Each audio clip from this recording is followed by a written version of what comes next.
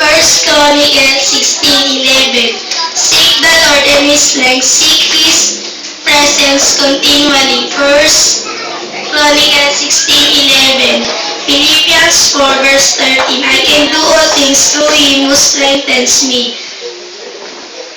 Philippians 4:13. 2 Timothy 1:7. For Jesus gave us the Spirit not of fear, but of power and love and self-control. 2 Timothy 1 verse 7.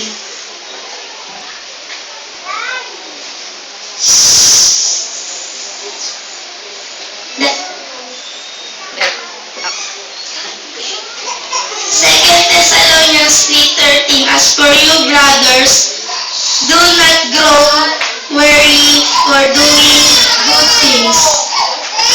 Second Thessalonians 3:13. Galatians 6:9. And let us not grow weary in making good things,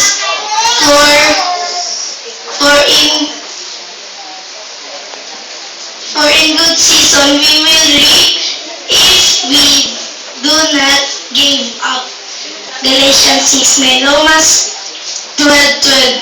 Rejoice in hope, be patient in tribulation, be constant in prayer.